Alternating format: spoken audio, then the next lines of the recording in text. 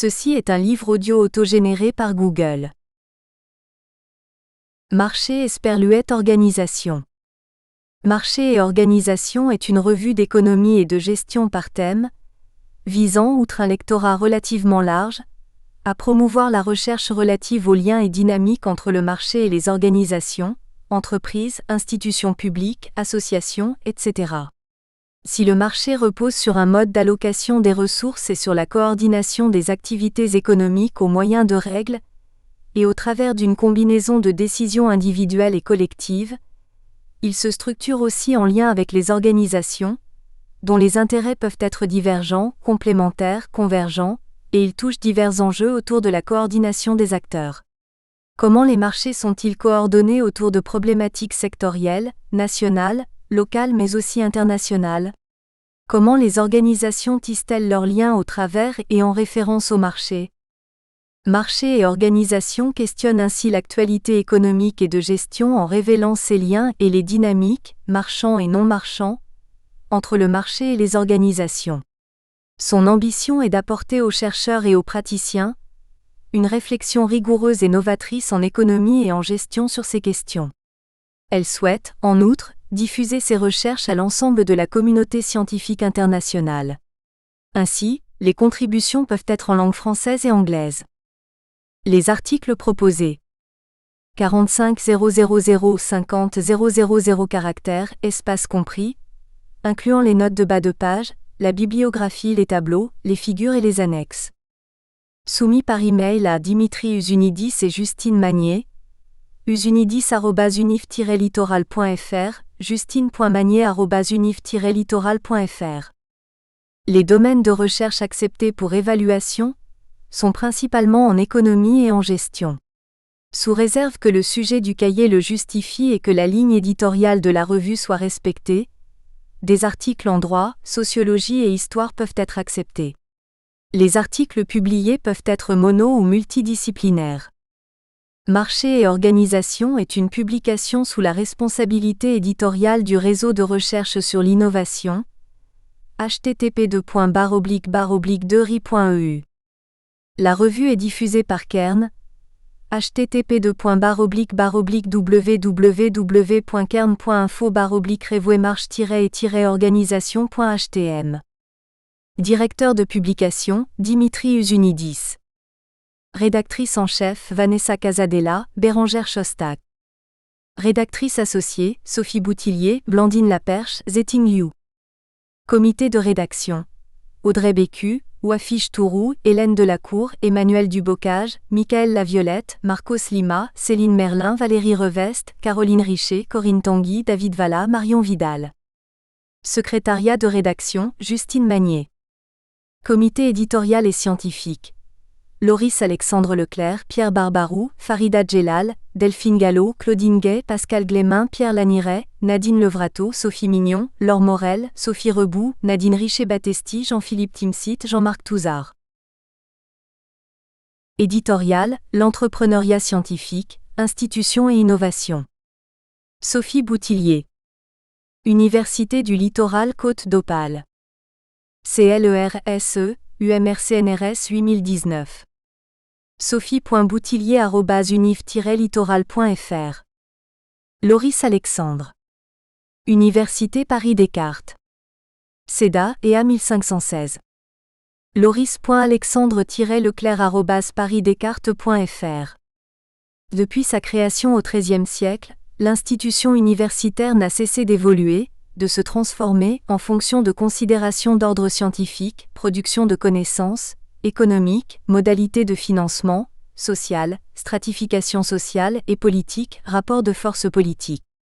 Pourtant, d'aucuns admettent que l'université est une espèce de tour d'ivoire, enfermée hermétiquement dans ses préoccupations scientifiques, sans lien avec la société, ou au contraire que l'université est, quelle que soit la période considérée, résolument tournée vers les besoins de la société. Pourtant, le concept récent de l'université entrepreneuriale tend à montrer que l'université s'est orientée depuis la fin du XXe siècle vers une nouvelle mission, celle de produire des savoirs pour innover, répondant ainsi à des besoins solvables, Usunidis 2018 dire. Pour notre part, Nous défendons la thèse selon laquelle l'université, comme toute institution sociale, évolue en permanence, précisément parce qu'elle est le produit du contexte historique dans lequel elle est insérée. De la production du dogme chrétien pour les pères de la scolastique du Moyen Âge, à la nécessité de produire des connaissances, sources d'innovation, qui à leur tour génèrent des marchés et des profits, l'université est tout cela à la fois. Au cours des siècles, les structures universitaires ont considérablement évolué et avec elles, le rôle du scientifique. Porteur du dogme chrétien au XIIIe siècle, Gorochov 2018, l'université n'est pas performante en matière de production de connaissances scientifiques pendant le Moyen Âge. Ceci à tel point que la production de connaissances scientifiques se fera jusqu'au XVIIIe siècle, en dehors de l'institution universitaire, dans les académiques scientifiques. La révolution industrielle du XIXe siècle, en revanche, rend nécessaire le développement d'une relation étroite entre la production industrielle et la production de connaissances scientifiques, relation dans laquelle l'entrepreneur fait figure de médiateur. Des chercheurs comme Louis Pasteur illustrent parfaitement cette nouvelle évolution entre la production de connaissances scientifiques et leur application industrielle, laquelle est devenue au cours de la seconde moitié du XXe siècle, le modèle dominant, Audrech, Link, 2017 ed.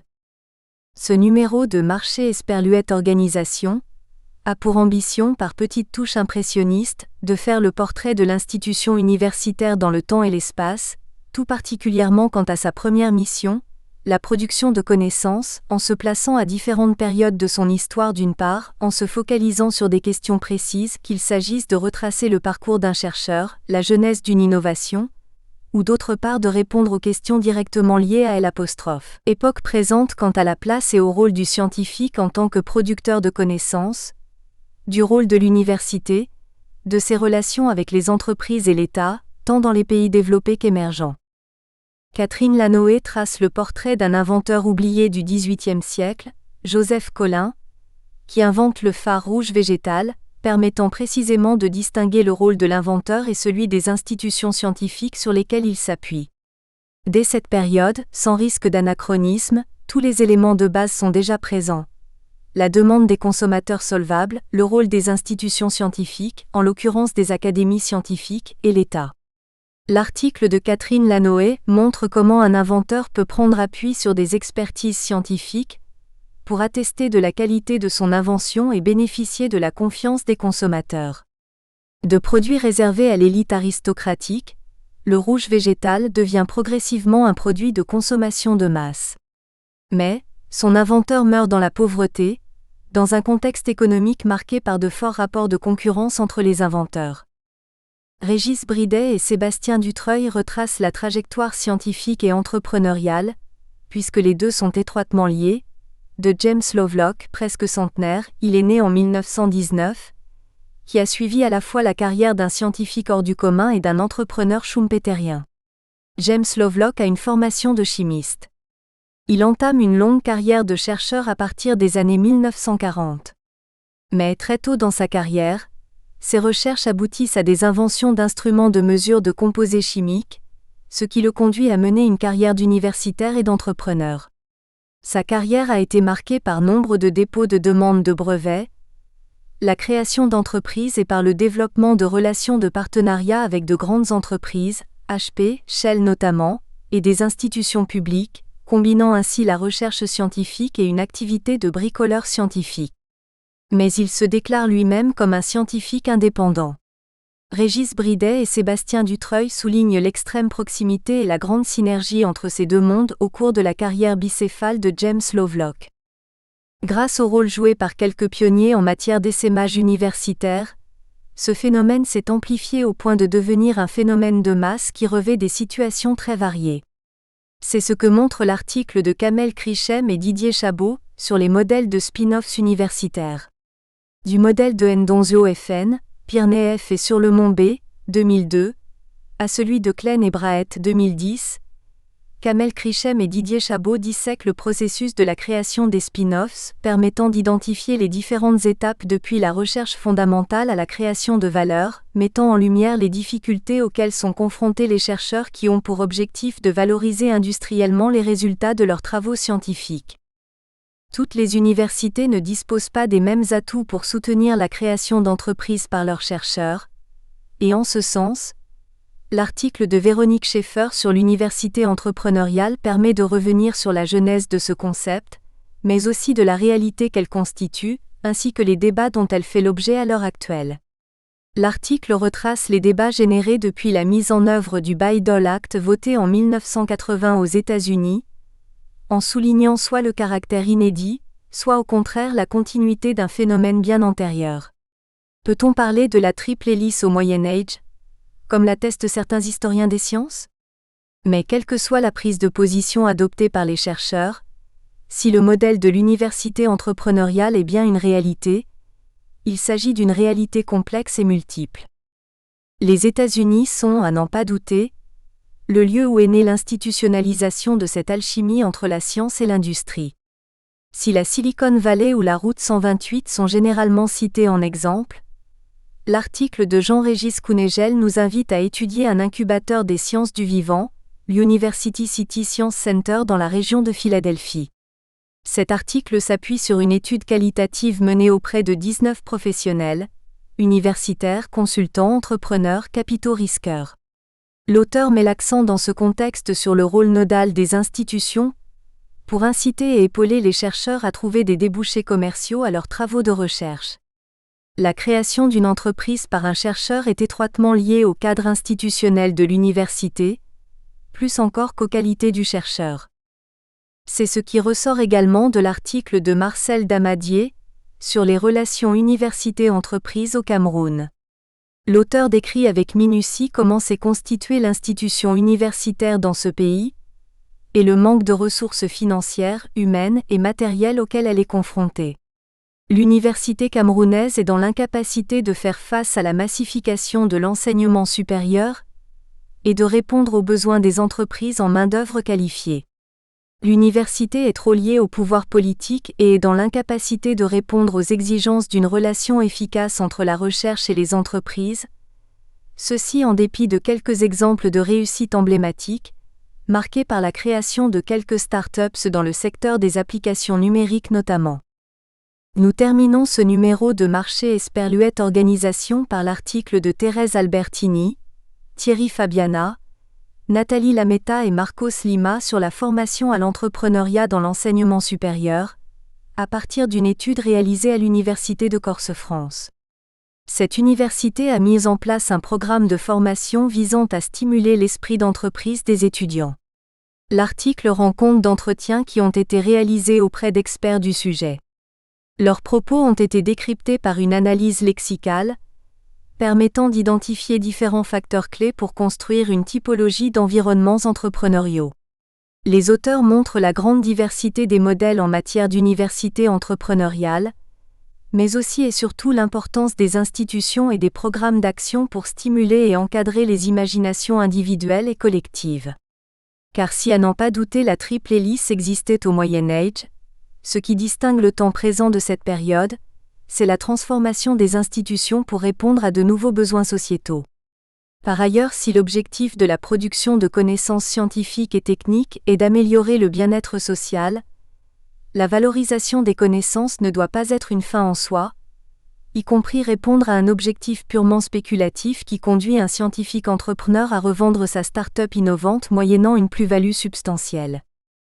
REFERENCES AUDRETSCH, DB, Link, AN 2017 ed.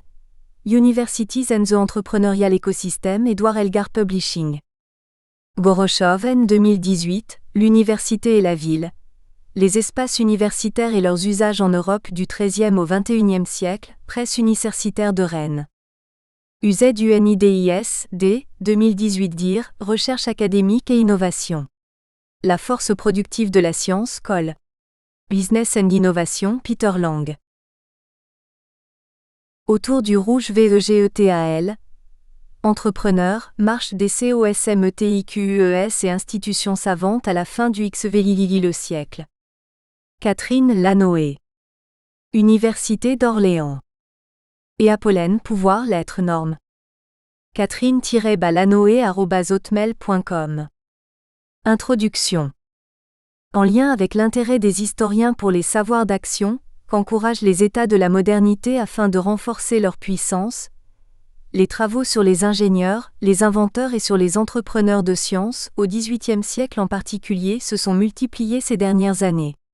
Reposant pour nombre d'entre eux, sur une assise de réflexion élargie, aux confins de l'histoire économique, de l'histoire des sciences et des techniques, mais aussi de l'histoire sociale et culturelle, ils ont finement reconstitué les parcours et les carrières de certaines figures, entre la cour et la ville, entre les jeux avec les institutions et la sphère publique, entre la volonté de gagner sa vie et celle de promouvoir le progrès.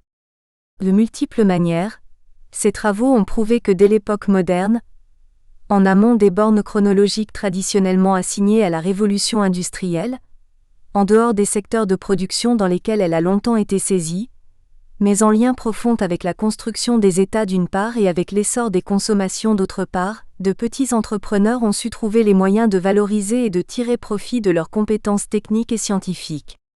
L'histoire des inventeurs du phare rouge végétal, de leur démarche et de leur démêlés devant les institutions savantes de la monarchie éclairée, de leur stratégie publicitaire et commerciale pour conquérir les consommateurs peut trouver sa place dans ce panorama d'ensemble. Depuis le milieu du siècle des Lumières, de profonds changements ont déjà bousculé la stabilité du paysage cosmétique. D'un côté, leur consommation concerne des individus, hommes et femmes, qui n'appartiennent plus seulement aux élites aristocratiques, mais aussi aux bourgeoisies urbaines et au monde de l'artisanat, univers au sein desquels le désir de prendre soin de soi et d'améliorer son apparence font florès. Cependant, comme certains cosmétiques ont des vertus situées aux confins de la thérapeutique, la croissance de leur consommation relève aussi de l'émergence d'un marché des soins et de la marchandisation de la santé dans la capitale des Lumières.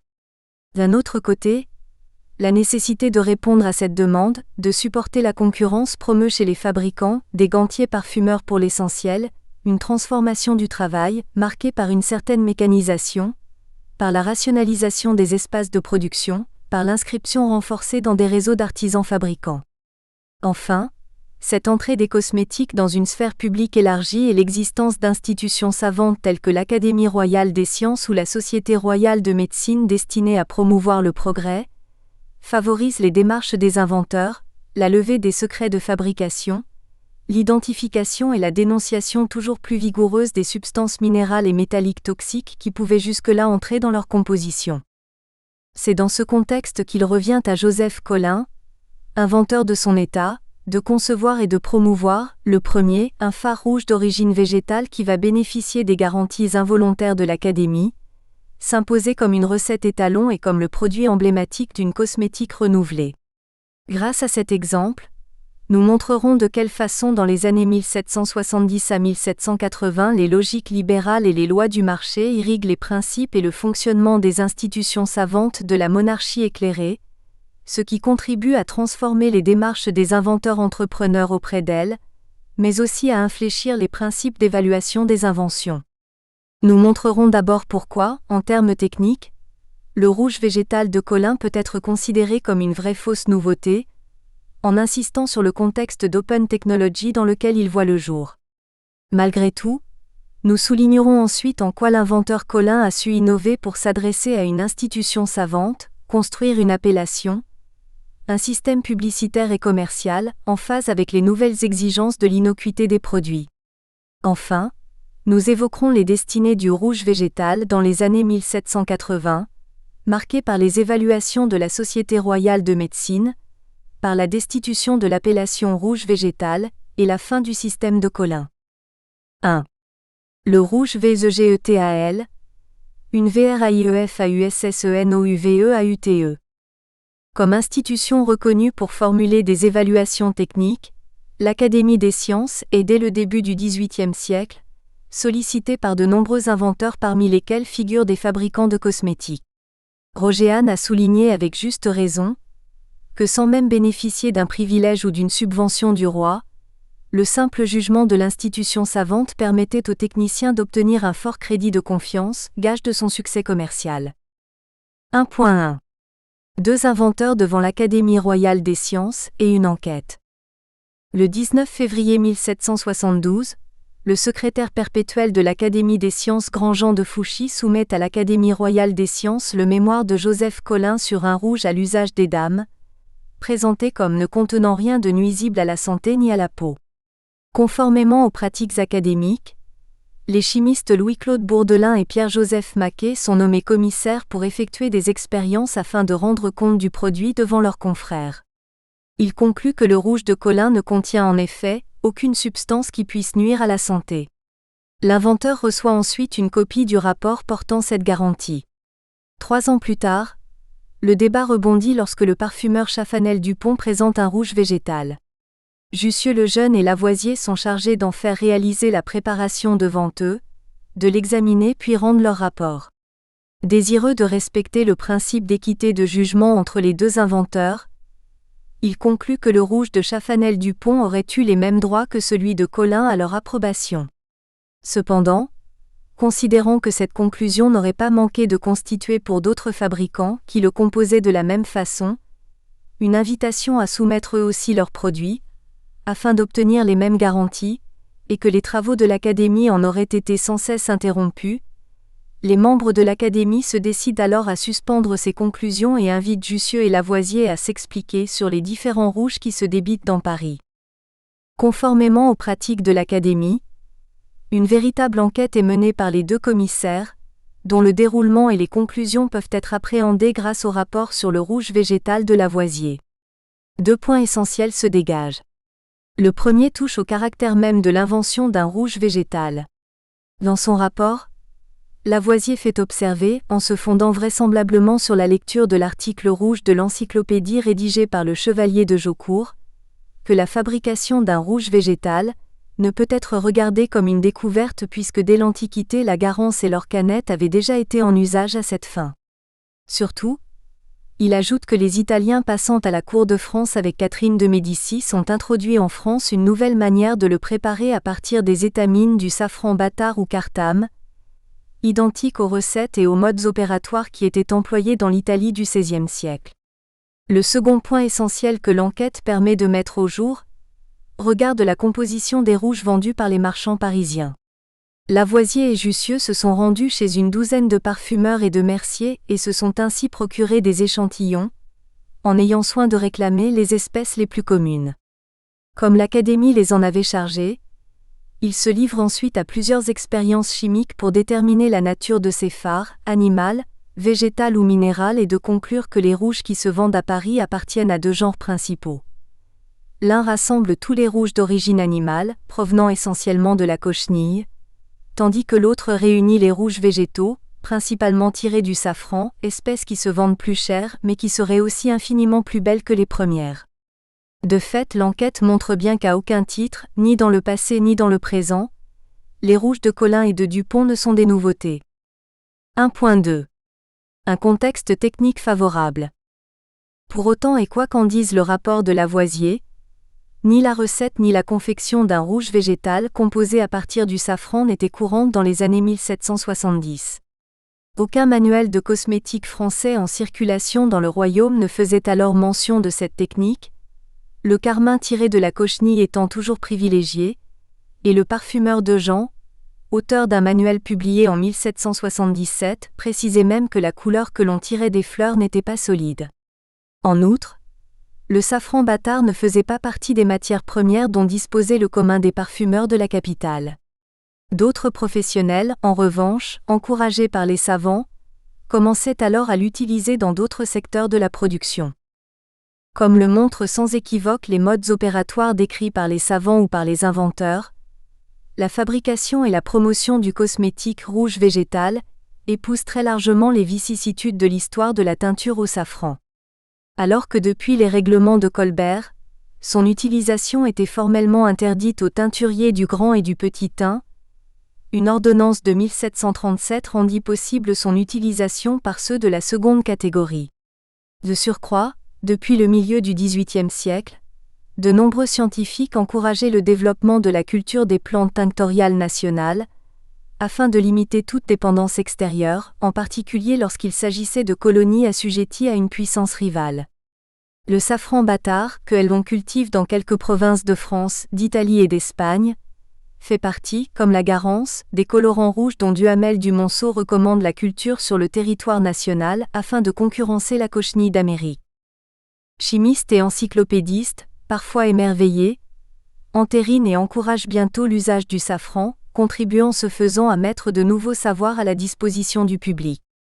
En 1763, dans son Art de la teinture en soie, Pierre-Joseph Maquet décrit précisément les opérations nécessaires à l'extraction de la couleur du safran, tandis qu'en 1772, c'est-à-dire l'année même où Joseph Collin tente sa chance devant l'Académie, la 7e des planches de l'encyclopédie consacrée aux teinturiers en soie ou teinturiers de rivière, est spécialement destinée à représenter les différentes préparations du safranum et outils.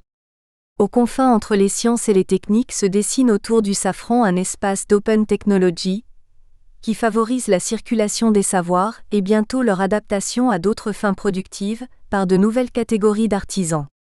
Les premiers fabricants de rouge végétal, dont Joseph Collin et peut-être d'autres que Lavoisier a vu travailler lors de son enquête, ont emprunté aux teinturiers qui faisaient usage du safran l'essentiel de leurs modes opératoires pour extraire la couleur, réalisant des lessives répétées des étamines de la fleur dans une eau additionnée de potasse. Plus que tout autre, la recette du sieur Leblanc constitue la formule témoin de ce passage entre la teinturerie et la confection des cosmétiques. Le choix du vocabulaire, lessive, bain, débouillir, et surtout le recours à des toiles de gants, chargées de recueillir la couleur, suggère qu'il a exercé la profession de teinturier avant de se lancer à l'assaut de la capitale, fort de sa recette de rouge végétal. Cependant, le coût très élevé du safran, 77 livres le 100 d'après un registre de commerce de 1779, et l'importance des quantités d'eau nécessaires à cette fabrication, appelant l'installation de grandes barques pour réaliser ces lessives et recueillir la teinture, limite le nombre des professionnels qui le produisent ainsi.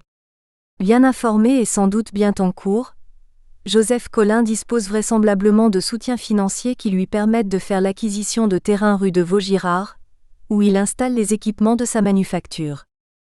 1.3. Mobiliser une institution savante. Si Joseph Collin a su profiter d'un contexte favorable, il dispose aussi d'une culture d'inventeur qui lui permet de connaître les différentes ressources institutionnelles à sa disposition pour accréditer ses inventions et sait en user à bon escient, à la différence de son rival Chaffanel Dupont, gantier parfumeur rue de Richelieu.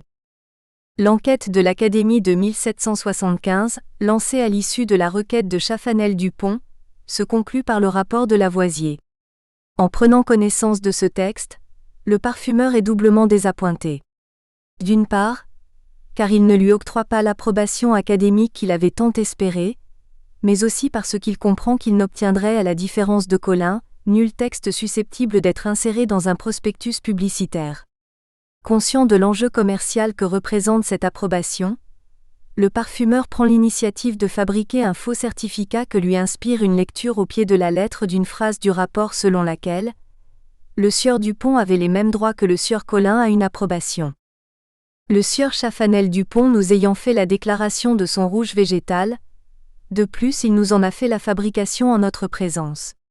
Lequel nous avons examiné le dit rouge, nous assurons qu'il est le vrai rouge végétal, il n'y entre rien de nuisible à la peau ni à la santé. Vu le rapport, nous lui donnons la permission par ordre de l'Académie de vendre et débiter son rouge dans Paris et tout autre lieu, et à lui déposer son tableau où bon lui semblera de la permission de l'Académie royale des sciences. Le texte est intéressant à plus d'un titre. S'inspirant du rapport obtenu quelques années plus tôt par son concurrent, Chaffanel Dupont fait référence aux différentes étapes des procédures d'évaluation de l'Académie, la fabrication en présence des commissaires, l'examen chimique du produit, l'établissement du rapport, et en reprend les formules d'usage pour conclure à l'innocuité du produit. Pourtant, il prête aux savants des mots qui ne peuvent être les leurs, qui trahissent ses ambitions et surtout l'insuffisance de sa connaissance du système institutionnel. La mention « il est le vrai rouge végétal » ne peut avoir été écrite par Lavoisier, dont l'enquête a conclu que ce type de fard était communément vendu chez les parfumeurs parisiens. Elle n'a en réalité d'autre intention que de déstabiliser la réputation du rouge de Collin. Quant aux prétendues autorisations de vendre son rouge hors de la capitale et de déposer son tableau publicitaire dans les rues, elles dévoilent encore la méconnaissance que le parfumeur a de l'institution. L'Académie n'a en ce domaine aucune compétence, aucune légitimité et ses permissions relèvent d'autres institutions de la ville. Corporation et surtout lieutenant général de police. Découvert, Chafanel Dupont est contraint dans un premier temps à brûler la partie de ses imprimés contenant le faux certificat. Mais quoi qu'il en soit de l'issue de cette querelle, elle permet de comprendre que les principes éthiques de fonctionnement de l'Académie des sciences, ses ambitions scientifiques et ses démarches, mises à la disposition du public, ses objectifs de science ouverte, constituent autant de possibilités d'imitation, d'apprentissage, de formation pour de nouvelles catégories d'inventeurs de cosmétiques plus modestes, artisans, filles majeures, veuves. Désireuse de protéger l'avancée de ses travaux, l'Académie des sciences les renvoie désormais vers la Société royale de médecine à qui il revenait, depuis 1776, d'examiner les remèdes secrets. 2. Les inventions de Joseph Collin. Si le produit rouge végétal n'est pas une découverte, l'appellation, quant à elle, relève bien de la nouveauté. Joseph Collin en est le principal promoteur, à l'origine peut-être involontaire. 2.1. L'argument de l'innocuité. En effet, lorsqu'il soumet son phare aux examens de l'Académie en 1772, il ne souhaite rien de plus qu'obtenir un certificat garantissant l'innocuité de son produit, capable de lui assurer le succès auprès du public. Collin était bien informé. Son ambition s'expliquait d'abord en raison de l'essor de la consommation du rouge, qui pouvait justifier que l'État royal cherchât à la sécuriser pour la pérenniser, mais elle témoignait aussi de la promotion de la chimie dans l'espace public, comme au sein des travaux et des expertises académiques. Dans l'esprit de Joseph Collin, l'argumentation fondée sur les avantages du végétal n'est vraisemblablement pas préméditée puisqu'il présente son rouge, comme ne contenant rien de nuisible à la santé ni à la peau. À bien y regarder, c'est l'extrait du rapport des chimistes qui lui donne les moyens de construire son argumentation et son imprimé publicitaire, en réutilisant à son profit les formules et la nomenclature savante. De fait, ce texte attribue à son phare l'appellation de rouge végétal. En l'insérant à la fin de son imprimé, Collin pose l'équation végétal égale innocuité de manière irréfutable et exclusive. L'idée doit s'imposer avec d'autant plus de force que le texte original du rapport a été subtilement modifié. La phrase des chimistes qui reconnaissait de facto l'innocuité des rouges tirés des substances animales a été supprimée et remplacée par « L'auteur est louable d'avoir cherché à en composer un dans lequel il n'entra rien de nuisible. » Les rouges de carmin ont disparu, condamnés implicitement, et le rouge végétal apparaît comme le seul dont l'Académie garantisse l'innocuité, contribuant à asseoir la valeur symbolique du produit. De fait, toute cette affaire est parfaitement caractéristique d'un tournant des expertises d'invention que Liliane Hilaire-Pérez a bien identifié. Il ne s'agit plus pour les savants académiciens de contrôler si l'octroi d'une autorisation-gratification entre en conflit avec des droits antérieurs, ni même d'établir l'utilité de l'invention. Lavoisier souligne lui-même dans son rapport que le rouge relève de la catégorie des objets futiles et de peu d'importance, mais de garantir au public l'innocuité du produit, de sécuriser sa consommation, de protéger la santé du consommateur. Dans cette perspective, la chimie et ses analyses, capables de révéler l'invisible des compositions, jouent un rôle nouveau et essentiel. 2.2. L'imprimé publicitaire de Collin. Fort du concours involontaire de l'Académie, Joseph Collin est malgré tout le principal artisan de la construction de l'appellation rouge végétal. Celle-ci repose en premier lieu sur l'élaboration d'un imprimé publicitaire, à la fin duquel l'inventeur a fait insérer un extrait du rapport de l'Académie. Cet imprimé, publié sans doute pour la première fois dès 1772, mais réimprimé début juillet 1776 lorsque Collin commence à ressentir les effets de la concurrence de Chafanel Dupont et d'autres artisans, est un investissement très coûteux. Lorsqu'il fait faillite en 1786, Collin doit encore 200 livres à la veuve Hérisson, son imprimeur, mais sans doute rentable. Habile jeu d'écriture, le prospectus présente une rhétorique en 3 temps. Collin éveille d'abord la curiosité et stimule la demande en construisant la réputation et la valeur de son produit, en vertu des anciennes logiques de patronage princier de l'invention. Il est, dit-il, fabricant marchand de la reine, brevetère de Sa Majesté. Nulle trace, cependant, de ce titre lorsqu'il soumet son rouge en 1772, ni même d'un quelconque privilège qui lui aurait été accordé par la suite. Ainsi, tout porte à croire que c'est l'examen de l'Académie, le certificat qu'il obtient qui lui permet ensuite de valoriser son produit devant la cour et d'obtenir un brevet. Dans un second temps, l'inventeur s'ingénie à semer l'inquiétude dans l'esprit du lecteur du prospectus, éventuel consommateur. La vente de son rouge dans des pots bien identifiés, signés par lui et à des prix déterminés à l'avance, sont autant d'éléments qui lui permettent implicitement de suggérer l'existence d'imitations, de contrefaçons, celles de Chafanel Dupont et d'autres épigones possiblement dangereuses pour la santé. Troisième et dernier temps, Colin répond à la demande qu'il a suscitée tout en rassurant le futur consommateur. Quelle que soit la qualité des contenants dans lesquels il propose son fard, pot de porcelaine, de faïence ou de faïence ordinaire, la qualité du produit rouge végétal est toujours identique, garantie, preuve que Colin a bien saisi à quel point l'enjeu de l'innocuité était devenu essentiel aux yeux de tous les publics. Le rouge végétal se vend chez lui, en sa manufacture, rue de Vaugirard, et chez des commerçants qui l'agréent, en un ingénieux système commercial. 2.3. Le système commercial de Colin. L'analyse de l'imprimé publicitaire, en effet, croisée à celle d'autres sources, atteste la mise en œuvre de plusieurs techniques commerciales, parmi lesquelles certaines sont innovantes. En somme, c'est moins le produit qui est nouveau que la manière de le vendre. Au titre de fabricant marchand de l'arène, Colin est sans doute le fournisseur en rouge végétal de la cour.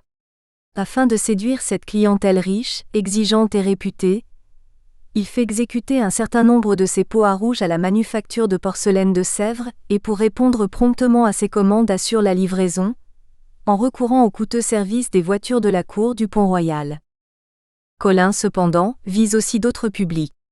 Sous seing privé, il est signataire de différents contrats avec un certain nombre de commerçants qui s'engagent à ne vendre d'autres rouges que le sien, preuve supplémentaire qu'il en existait plusieurs sur le marché, et à en respecter la tarification. Cette organisation n'est pas sans avantage pour les associés, puisqu'ils peuvent distribuer des prospectus et installer au-dessus de leur boutique un panneau annonçant la vente du dit rouge. De cette manière, la faveur dont jouit le rouge de Colin leur profite en attirant dans leur échoppe une clientèle nouvelle. L'inventeur bénéficie plus encore de cette organisation, car il dispose ainsi de plusieurs points de vente dans la capitale. Le choix des commerçants avec qui il signe de tels contrats lui permet aussi de jouer sur plusieurs tableaux en même temps et d'accroître sa visibilité sur le marché. S'engageant avec des boutiquiers renommés, fourreurs, bijoutiers ou encore marchands de mode, il sait qu'une partie de leur réputation profitera à son produit. S'engageant avec des artisans plus modestes ou qui ne font pas partie de l'univers du luxe ou du demi-luxe, papetiers, perruquiers, auxquels il fournit un rouge végétal conditionné dans des pots de faïence, voire de faïence ordinaire, il est certain de toucher une clientèle socialement plus large et espère susciter des achats d'impulsion. Sa stratégie de tarification va aussi dans ce double sens. Comme le révèle l'imprimé publicitaire, les différents prix que propose Joseph Colin sont déterminés à l'avance selon la qualité des pots, de 24 à 3 livres, ce qui préfigure les changements commerciaux que consacre à la fin des années 1780 l'ouverture des boutiques à prix fixe. Rendant a priori impossible tout marchandage, cette tarification arrêtée, dépendante du conditionnement et non du produit lui-même, insiste l'inventeur, souligne combien la consommation et la valeur du rouge végétal ne sont plus exclusivement attachées à la condition de consommateur privilégié. Tandis que l'État royal, via l'Académie des sciences, s'érige en garant de sa qualité sanitaire pour un public élargi, cette tarification fixe est aussi destinée à construire une relation commerciale nouvelle, fondée sur la confiance entre le vendeur et ses acheteurs et sur la reconnaissance des capacités de juger des différentes catégories de consommateurs. Tout le système de Colin repose donc sur la réputation de son produit. Construite par ses soins, elle est aussi âprement défendue. La plainte qu'il dépose contre un perruquier, coupable d'avoir vendu des pots de rouge à des prix qui n'avaient pas son agrément, l'atteste déjà. La rigueur extrême du jugement en constitue l'irréfutable témoignage. Colin réussit en effet à obtenir que l'artisan ne puisse plus vendre de rouge quel qu'il soit pendant 10 ans, qu'il lui verse la somme de 10 000 livres de dommages et intérêts, et que soit diffusé à 1000 exemplaires l'arrêt du Parlement le condamnant. Publicité supplémentaire pour un produit qui, s'il n'était pas nouveau à l'origine, avait bien fini par le devenir à certains égards. En effet, si Colin avait obtenu la protection de son invention par un privilège qui rendait illégales les imitations, il avait conçu pour le vendre un système commercial qui lui conférait une exclusivité relative sur le marché parisien des années 1770. 3. Le temps des imitations. Le rouge VEGETAL, devant la Société royale de médecine. À partir de 1776, il revient à la Société royale de médecine d'examiner les remèdes secrets avant que leurs inventeurs ne soient éventuellement autorisés à les distribuer sur le marché parisien par permission de police.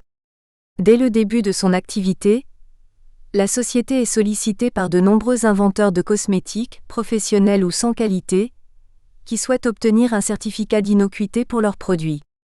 Parmi eux, les propriétaires de rouge sont majoritaires, ce qui offre la possibilité de suivre les destinées du rouge végétal dans les années 1780. 3.1. Une recette étalon rendue publique. Sur les 49 recettes de rouge présentées à la société, 34 tirent leur principe colorant du safran. La publication du rapport de Lavoisier, contenant la méthode de préparation du rouge de safran, dans les observations sur la physique de l'abbé Rosier a favorisé la diffusion de la recette. Celle-ci a désormais la double caractéristique de faire figure de recette étalon. Le rouge végétal est le seul vrai rouge selon les inventeurs, tout en étant tombé dans le domaine public. Toutes les recettes proposées se ressemblent, en effet, intégrant les mêmes ingrédients, safran, potasse, sel de tartre ou cendre gravelée, eau, jus de citron et talc et seul, l'ordre dans lequel ils interviennent, la plus ou moins grande précision des proportions et des opérations, parfois la consistance du produit fini, poudre ou crème, distingue les préparations les unes des autres. Peu importe pour les commissaires de la société, ils n'évaluent pas ces rouges en fonction de leur caractère innovant, mais par rapport à une recette étalon. Seule l'innocuité du produit importe désormais pour délivrer une autorisation de commercialisation et tous ceux qui proposent des rouges de ce type obtiennent satisfaction. Les inventeurs, sans qualité ou professionnels, le savent bien, car l'argument de l'innocuité est toujours le premier qu'ils avancent en faveur de leur produit.